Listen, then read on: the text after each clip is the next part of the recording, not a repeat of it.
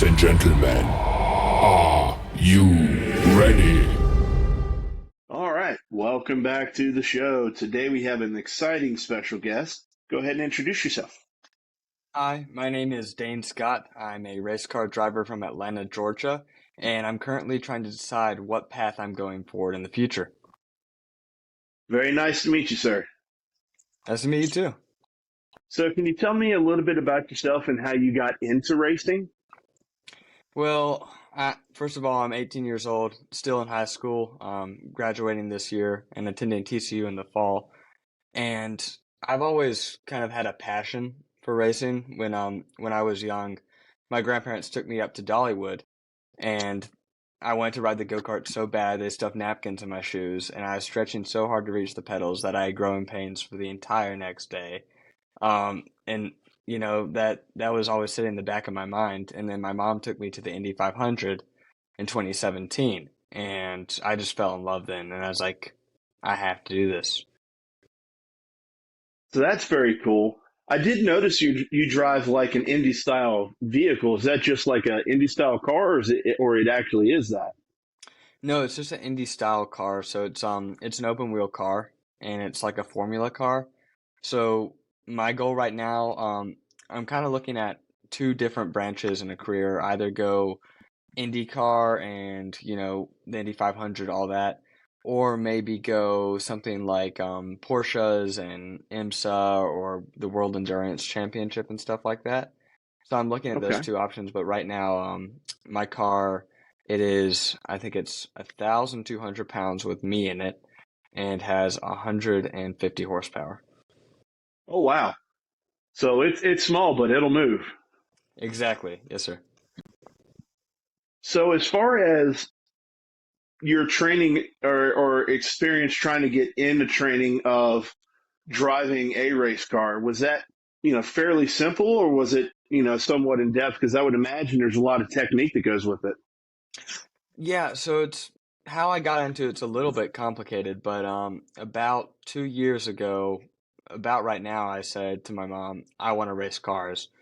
And she's like, she just, was willing to make it happen. And I'm very thankful that she was able to help me with that. So she asked around and I met a coach. He helped me on my simulator, which is what I used to train often, for like racing technique and stuff. It has tracks, cars, and I have a steering wheel, so that helps me keep my craft up. But we met with a owner, Jay Howard, and I did my first test, which is just driving the car for the first time in August August of 2022. So that was neat, and I've just kind of progressed up the ladder, got in faster cars, and I raced 2023 last year was my first full racing season. Very cool. Congratulations on that. Thank you. I would imagine there's a lot of technique that goes into it as far as knowing which line to pick and knowing when to accelerate and decelerate in turns and things like that. Yeah, there is. It's for the Formula cars, we really want to hit a lot of brake pressure going into a curve, but we don't have ABS like the road cars. So if we're braking while we turn, we'll lock up and we'll usually spin out. So it's important to keep that in mind that you don't have any brake pressure in while you're turning, and that, if you get on throttle too early in a curve, you could spin out on the exit. You don't want to do that either. So it's all about finding the right balance of carrying enough speed in that you don't spin out, then you carry enough momentum that you're kind of on the edge through the corner, and then you don't pick up the throttle too early or too late to lose time on the exit. So it's all about finding that just right balance to save, because we're talking about tenths of a second that separate first and fifth place. So it's all about having that craft and being consistent every single lap, hitting your marks, and yeah, just doing your job. Very cool. So as far as tires, are those like kind of what you see with an Indy car where you have the slicks and then you have the rain tires? Yes, so IndyCar has two different compounds. In the slick tire itself, they have the hard and soft. We just run one compound right now. And I was running Hankook tires last year. They just switched over to the Continental tire. But yeah, they pretty soft tire, warms up very quickly, and then in the rain, um, yeah, we just use a totally different tire, still a Hankook, but it has grooves in it like your road car tire does. But it's very slippery in the rain. It's very hard to drive in the rain, but it's still kind of enjoyable because that's where people who truly have the craft start to shine versus people who have a faster car. Right. Yeah, and I can only imagine what it's like to be behind the wheel of one of those cars. The adrenaline rush that you get from it, and just the overall excitement of going fast. Yeah, I mean, that's definitely part of it. And, exercises we have to do go beyond physical.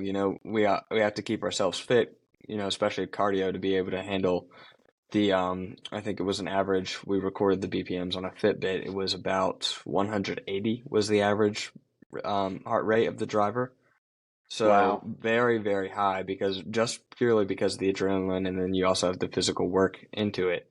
But very high heart rate, and we wanted to we our minds need to stay calm during that because if you find yourself clouded by anger or you're getting distracted too easily, your race is done. You could crash someone out because you're angry, or if you're distracted, you're just losing pace, and that causes you to become more distracted. It's very hard to get in this are driving at your peak potential. Yeah. What is that like to get in the zone for you before you start racing? Do you listen to music or do you just have like a ritual that you do? I try to stay away from rituals just because you try not to be superstitious because I've read a couple books about this. Basically, superstition can mess with your mind in a way. If you get any part of your ritual wrong, your mind's telling you it's over. You can't really do the race. So I've stayed away from rituals or superstitions like that, because they just don't help. And then in terms of like pre-race music, yeah, I'll just listen to some songs. It really depends what I need to do in the race. If I've qualified in a lower position place, I will listen to a little bit more motivating songs, like maybe some rock and roll that kind of get me amped up for the race. But if I'm just already in the top 10 and I just need to have a fun, clean race where maybe I make a few clever overtakes, I'll put myself with some happier music. So it really depends how I set the mood for myself, where my position is. But that feeling when you're in the zone, it's like no other. When I was racing in February in Sebring, Florida, that was the first time I really got into the zone, and I got a podium. I got third place in that race, and I don't remember what happened. That's how like locked in I was. Now I can remember, but I mean, it's just a different feeling. Yeah, I can imagine. So as far as the tracks that you go to, are they just like, on the East Coast or are they across the country? We stay mostly East Coast. This year I raced in Barber, which is in Birmingham, Alabama, NOLA, which is in New Orleans, Sebring, Florida, Homestead, Florida, Road America, Wisconsin. Um, and just a couple more over here on the East Coast. And then the farthest west we ever got was Circuit of the Americas, the Formula One circuit. Very cool. How was that to race on those tracks? It's great. They each have their own character. I would say by far my favorite track just to drive is Barber. It's so flowy. It requires a good amount of guts, and it's not incredibly technical. It's just super flowy, and it's all about carrying the right amount of momentum. But the hardest track, I'd say, it would probably be, I want to say Sebring, um, in terms of the car that I was driving in, the Formula 4 car, because of how low we are. And it's an old airfield. It's very bumpy, so it has so much character to it that it will just catch you off guard and throw you a ton of curveballs every single turn. So it was very difficult because that was my first race to figure out how to make up time there. Yeah, just listening to you describe what it's like to be behind the wheel and go to these different tracks, you can definitely hear it when you say that you have the passion and the drive to be a race car driver, and that is a very, very difficult thing to do. Not everybody can do it. Yeah. Yeah, I mean, out of the population of the world, there's, as it said, there's only a handful of us that can do the job to the limit.